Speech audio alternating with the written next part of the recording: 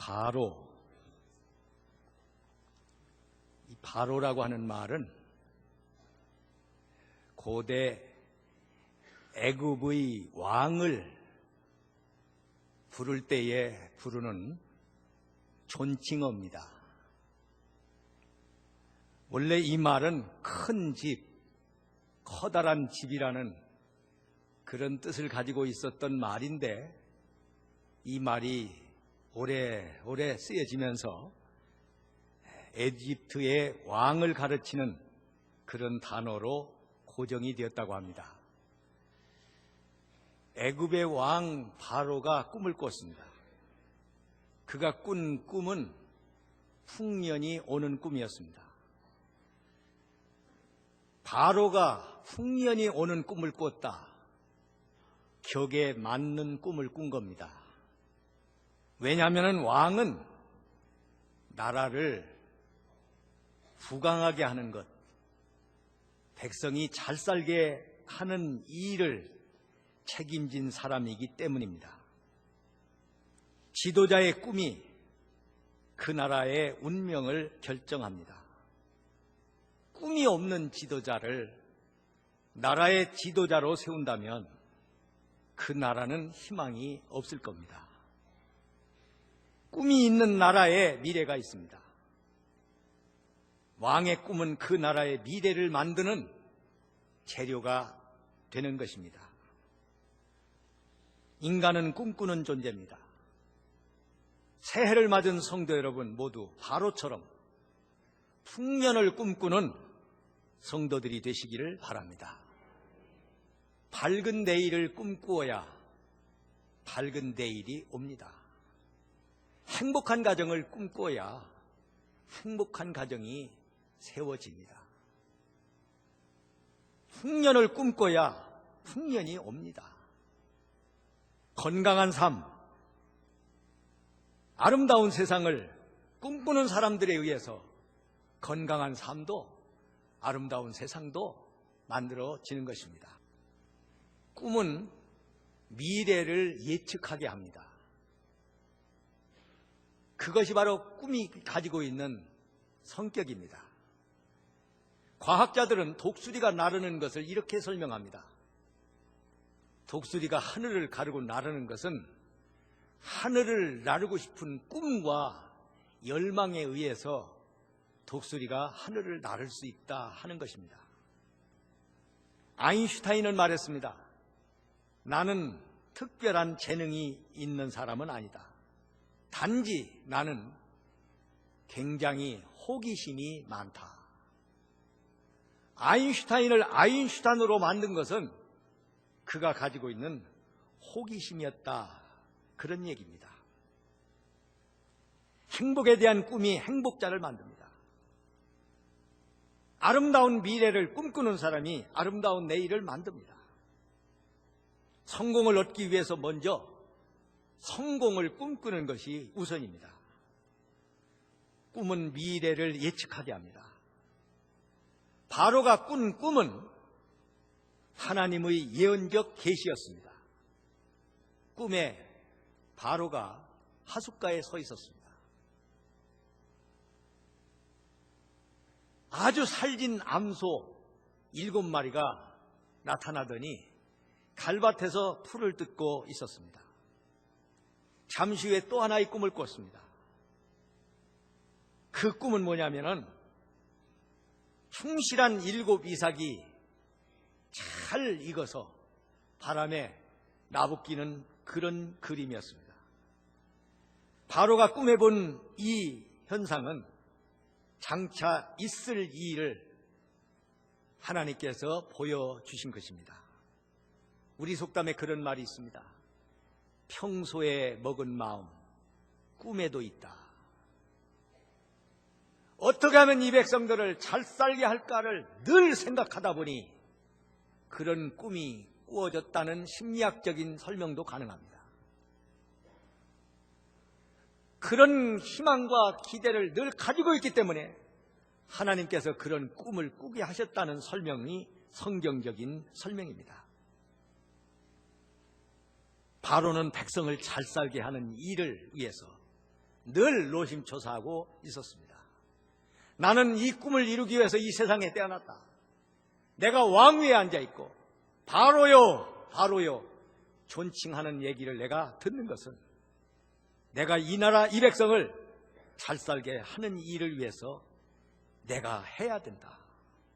우리나라 경제 부흥은 이런 꿈을 가진 지도자 박정희 대통령에 의해서 만들어졌습니다. 보릿고개 없는 세상, 가난한 자들이 없는 나라, 잘 사는 세상을 만들고 싶은 것이 그의 꿈이었습니다.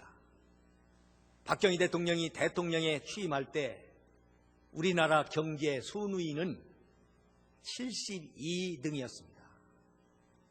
박정희 대통령이 퇴임을 할 그 무렵에는 경제 순위가 17등으로 뛰어올랐습니다. 세계 역사 속에서도 이런 지도자는 거의 없었습니다. 우리나라는 그런 지도자에 의해서 오늘의 경제 부흥과 잘 사는 세상이 온 것입니다. 인간은 생각의 산물입니다. 자신의 생각이 자신의 능력이요 자신의 자산입니다. 매일매일 자기 이상을 시각화해야 됩니다. 할 수 있다는 자신감, 해야 한다고 하는 사명감을 가지고 꿈을 실현해 나가는 것이 인생입니다. 그게 역사입니다. 하나님은 미래를 내다볼 수 있는 꿈의 창문을 주십니다. 꿈과 이상은 미래를 내다보는 창문입니다. 사랑하는 성도 여러분, 애굽의 왕 바로처럼 여러분들도 풍년을 꿈꾸시기를 바랍니다. 벌레 눈을 가지고 땅바닥만 쳐다보고 살지 마시고 독수리 눈을 가지고 멀리 바라보시고 사방을 넓게 바라보면서 풍년을 꿈꾸는 성도들이 되시라는 말씀입니다. 두 번째로는 꿈은 삶의 설계도를 그리게 합니다. 꿈꾸는 자가 꿈꾸는 것으로 멈추면 안 됩니다. 그 꿈을 어떻게 이룰 것인가에 대한 그림이 나와야 합니다. 진정한 현실주의자는 꿈꾸는 자라는 말이 있습니다. 왜 그러냐 하면은 꿈꾸는 자는 결국 그 꿈을 이루어내기 때문에 꿈꾸는 자는 몽상가가 아니고 현실주의자가 되는 것입니다. 꿈을 이루기 위해서는 꿈의 설계도가 먼저 있어야 합니다. 지와 집 짓는 꿈을 꿨다면, 꿈이 있다면 지와 집을 어떻게 질 것인가에 대한 설계도가 그려져야 된다, 그 말입니다. 이 예배당을 짓기 전에 나는 머릿속으로 늘 그걸 구상했습니다. 어떤 예배당을 질 것인가? 내가 생각하고 있는 예배당 구조에 대해서 오늘 성가대 지휘한 우리 박민수 집사님에게 수시로 생각날 때마다 이야기했습니다. 우리들이 생각하고 구상하고 있는 얘기를, 그 모습을, 예배당 구조를 설계사에게 전했습니다. 저는 이 예배당을 지을 때 성전 건축, 성전 설계 한 번도 해본 일이 없는 분을 우리 교회 건물을 설계하게 했습니다. 왜 그렇게 한지 아세요? 전문가에게 맡기니까 내가 이렇게 해 주십시오 요구를 하면 안 들어요. 목사님, 전문가에게 맡겨주세요. 내 말이 씨알이 안 먹어요. 아니, 우리 예배당을 짓는 거지 지 예배당 짓는 거야. 내가 요구하는 대로 안 해준단 말이에요. 설계비는 아주 싸면서도 우리가 요구하고 내가 생각하고 있는 그림을 그려내는 그 설계사, 금년 10월쯤이면 그 건축회사에게 우리가 감사패를 만들어 드리게 될 겁니다. 요셉은 바로의 꿈 이야기를 듣고 그 꿈을 실현시킬 설계도를 디자인하고 있습니다. 과연 요셉은 하나님의 신의 감동을 받은 사람이었습니다. 하나님이 바로에게 보여주신 풍년 꿈은 하나님의 감동을 받은 요셉에 의해서 구체적으로 설계도가 그려지고 있다고 하는 것입니다. 요셉은 꿈을 해몽하면서 이런 말을 합니다. 저는 꿈을 해몽할 능력이 없습니다. 하나님께서 왕을 위해서 해몽해 주실 것입니다. 지금 왕의 꿈 이야기를 듣고 해몽을 하는 것은 요셉입니다마는 그 꿈을 그렇게 해몽하게 하시는 이는 주체는 하나님이시다, 그런 얘기입니다. 7년 풍년이 지나고 나면 무서운 흉년이 이 땅에 몰아닥칠 겁니다. 불황이 올 거라는 얘기입니다. 흉년, 그 불황을 대비해야 된다는 것입니다. 우리나라는 지금 국민소득 1만 달러가 된 지 12년의 자리에 1만 달러의 자리에서 12년 동안 그냥 머물러 있습니다. 1만 달러를 벗어나지 못하고 있습니다. 인구가 우리보다 훨씬 많은 일본도 1만 달러에서 2만 달러로 진입하는 기간이 6년이었습니다. 참 안타까운 일입니다.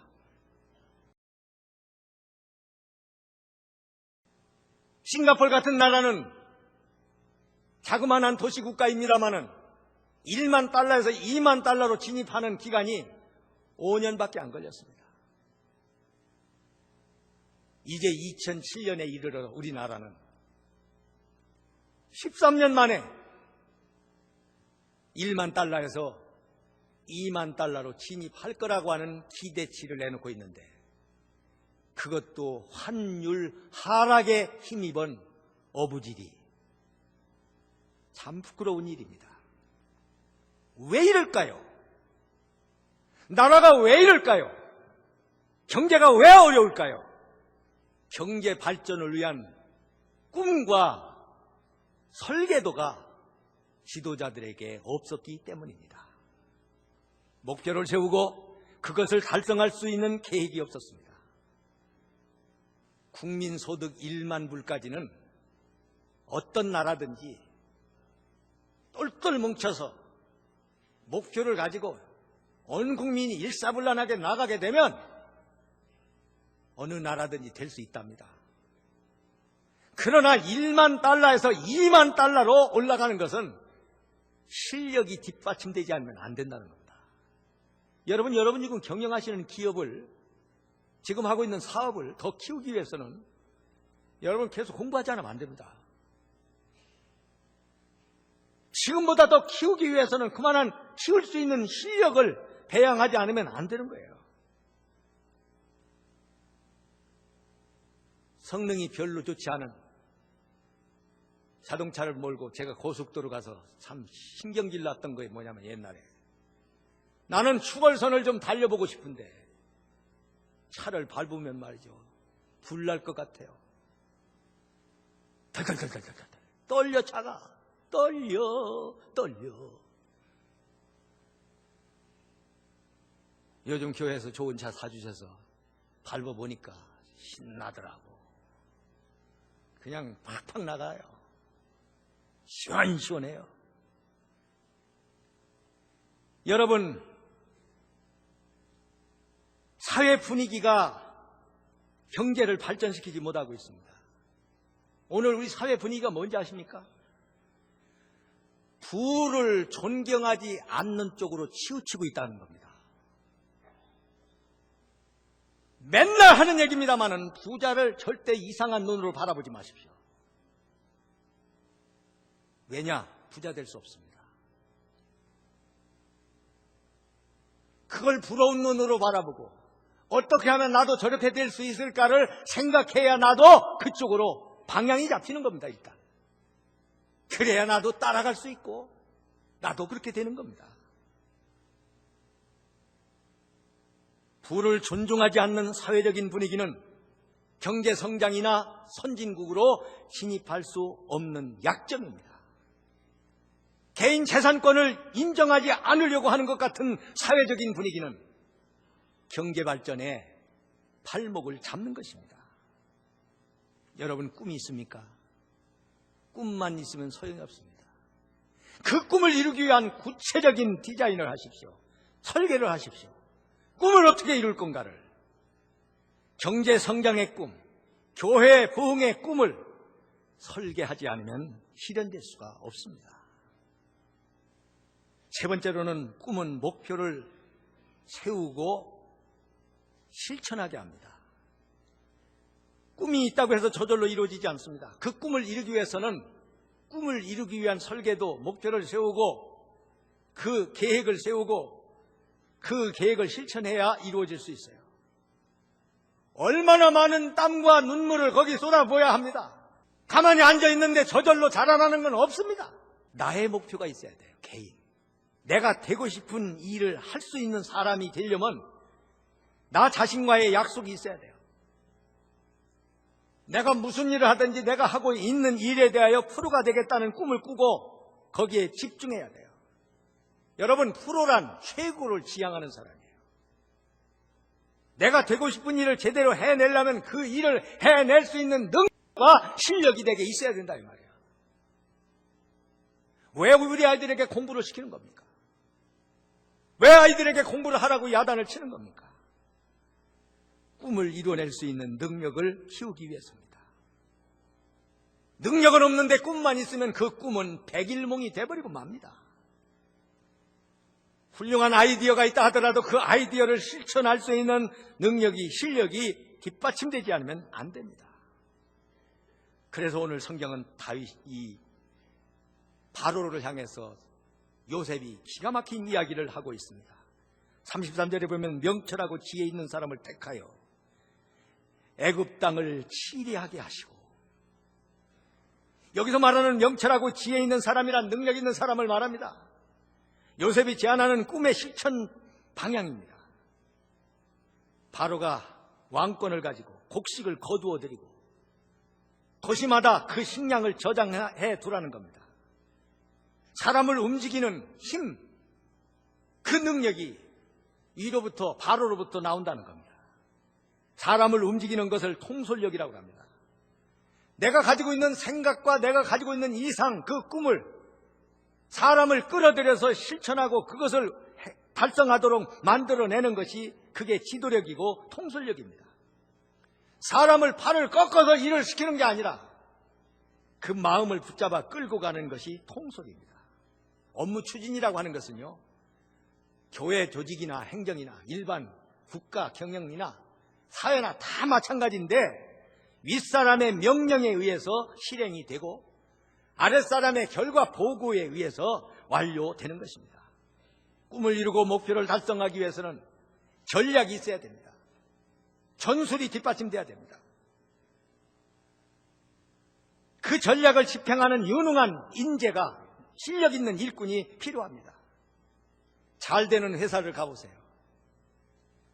개인 직원의 존엄성은 인정하지만 그 직원에게 분담된 임무와 책임에 소홀한다든가 그 일을 해내지 못한다면 이거는 엄격하게 처리합니다. 직원의 특성과 자존심을 인정하지만 책임지고 일하지 않는 사람은, 나태한 사람은, 무능한 사람은 그냥 해고되고 맙니다. 성경적 경영학이라는 책에 보면 기독교 신앙으로 성서적으로 해고가 가능한가 묻고 있습니다. 해고가 가능하다는 겁니다. 성경적이라는 겁니다. 부정한 관리, 해고시켜야 된다는 거예요. 무능한 사람 필요 없다는 거예요. 성경에 그런 사례들이 얼마든지 있지 않습니까? 요셉은 전략적인 사고를 갖고 있습니다. 실용적인 감각을 갖고 있습니다. 바로가 꾼 꿈을 어떻게 실천하고 그 꿈을 어떻게 이루어내실 것인지에 대한 구조까지 만들어주고 있습니다. 박정희 대통령과 박태준 씨, 좋은 관계였습니다. 박정희 대통령이 가지고 있는 그 꿈과 생각을 펼쳐낸 사람이 바로와 요셉과 같은 관계로 이루어졌어요. 지금의 포스코, 옛날 이름으로 포항제철, 이거를 만들 때 말이죠, 이거는 도저히 불가능한 일을 해낸 기적의 신화입니다. 한국의 제철소를 건설한다는 것은 엄청난 외환을 끌어들여야 되는데 엄청난 외환 비용에 비추어서 경제성이 의심된다라고 하는 것이 그때 당시 IBRD 아시아 지역 실무 담당이었던 선임연구원 자폐 박사의 평가였습니다. 그런데 박정희 대통령의 특명을 받은 박태준 씨가 포항제철을 성공적으로 일으켰어요. 가동한 지 1년 만에 빚을 다 갚아버렸어요. 어마어마한 얘기입니다. 그런 일이 있고 나서 20년 후에 박태준 씨와 대한민국에서 이거 제철소 건설 안 맞는다, 안 된다, 이런 부정적인 평가 보고서를 냈던 자폐 박사와 20년 후에 만났어요. 그런데 그 자리에서 박태준 씨에게 자폐 박사가 이런 얘기를 하는 겁니다. 20년 전에 한국에서 제철소 안 된다, 내가 평가했고 그렇게 보고서 냈다. 지금 대한민국이 이만큼 성장한 상태에서도 내가 평가서를 내라고 하면 그때처럼 그렇게 안 된다고 부정적인 견해를 낼 수밖에 없었다. 지금도 나는 그렇게 할 수밖에 없다. 그런데 그 말 가운데 기막힌 말 한마디를 하고 있습니다. 하지만 내가 모르고 지나친 것이 한 가지가 있다. 박태준 씨가 그에게 그게 뭡니까? 라고 물었더니 그것은 바로 박태준입니다. 내가 당신을 몰랐습니다. 포항제철은 당신과 당신의 직원들이 만들어낸 겁니다. 라고 하는 유명한 이야기를 남기고 있습니다. 무슨 얘기입니까? 아무나 하는 게 아닙니다. 사랑은 아무나 하나? 제철소 아무나 하는 거 아닙니다. 나라 발전 아무나 하나? 아무나 하는 거 아닙니다. 실력 없는 사람에게 맡기면 못 해먹는 겁니다. 안 되는 겁니다, 이건.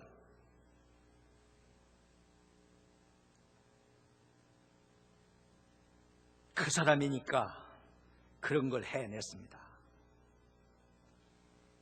여러분, 꿈을 이루기 위해서 능력 있는 사람이 되는 겁니다. 실력을 기르는 겁니다.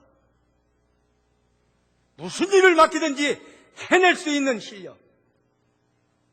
얼마나 좋습니까? 힘이 분산되면 안 됩니다. 내가 가지고 있는 꿈과 목표에 내가 가지고 있는 지식과 기술과 재력, 모든 것들을 다 집중시켜서 그 일을 이루어내는 것입니다. 여러분, 레이저 기술 아시죠? 내 몸속에 들어있는 담석을 레이저로 쏘아서 깨부숩니다. 암세포를 레이저가 골라서 쏴 죽입니다. 이 레이저 기술은 에너지의 집중이 뭔가를 보여줍니다. 분산된 힘을 가지고서는 아무것도 못합니다. 그러나 그 광선이, 빛이 한 곳으로 몰입이 될 때 다이아몬드 같이 그 굳은 딱딱한 다이아몬드도 뚫어내는 겁니다. 집중력, 우리가 가지고 있는 힘을 하나로 집중을 해서 그 목표에 쏘아주면 구멍이 뚫린다, 그 말. 꿈은 미래를 예측하게 합니다. 꿈을 꾸고 미래를 예측하는 여러분들이 되시기를 바랍니다. 꿈이 있으면 그 꿈을 이룰 설계도를 그리세요. 여러분의 꿈을 디자인하세요. 그리고 땀 흘리면서 계획대로 실천에 옮기세요. 꿈은 반드시 이루어질 겁니다. 풍년을 꿈꾸고 꿈꾸는 풍년의 역사가 여러분 가정과 사업에, 우리 교회, 이 나라에 임하기를 소원합니다.